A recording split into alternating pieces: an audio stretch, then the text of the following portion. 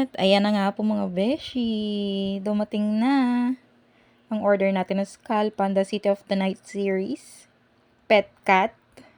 Dahil sa sobrang hilig natin sa pusa, Pet Cat yung in-order natin. Although marami pa yung kung mga ibang mga characters dun sa series na gusto din.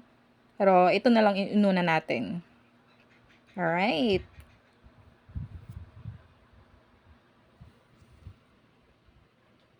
So, ayan siya. Makikita nyo kung legit o hindi. So, naka-emboss yung pinaka-logo niya and yung mismong character ng Skull Panda.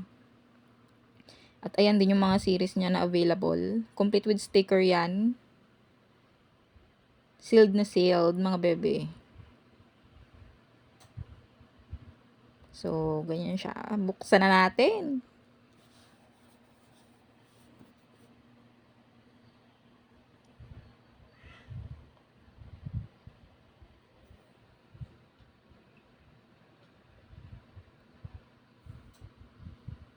Ayan na. Ayan na.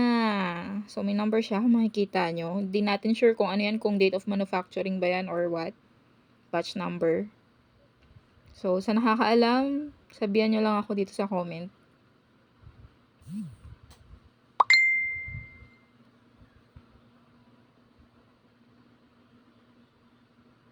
Ayun. Nalaglag yung card. So, sobrang excitement ko po.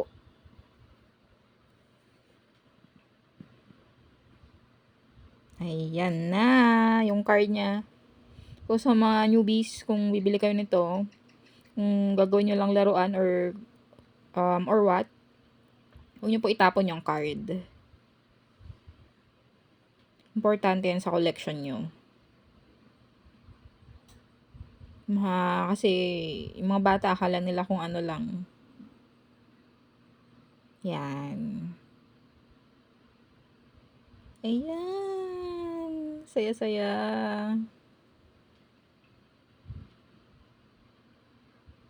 So, dyan pa lang sa packaging, malalaman mo na legit talaga yung binili mong item.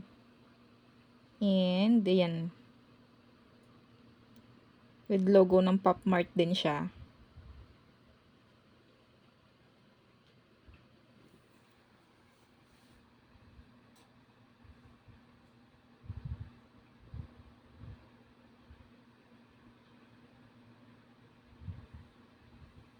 Okay, mga kapatid, buksan na. Ayan na, shit. Buksan na.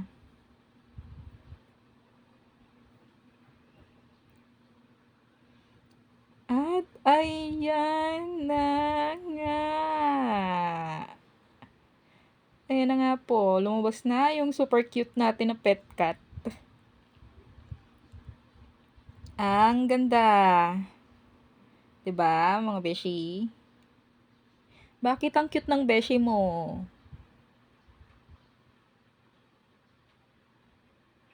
So, tingnan natin lahat ng angle. Check lang kung may damage. Although, I doubt. Kasi super, kita nyo naman, pakaganda ng pagkakapackage sa kanya.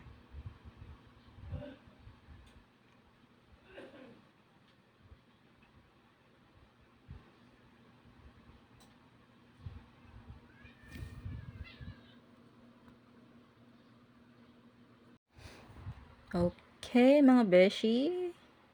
Ito na po. Ini-inspect.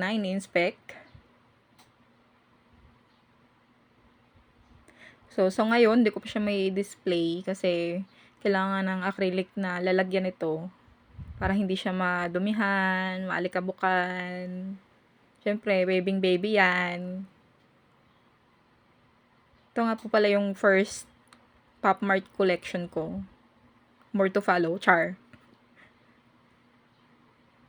Ayan, ganda niya. Sa next episode, try natin mag-feature ng comparison ng legit at saka fake na Pop Mart. Try ko maghanap ng fake na Pop Mart kung may mabibilhan ako. Ayan po. Ayan, pinatuwad-tuwad. Tiningnan yung diaper.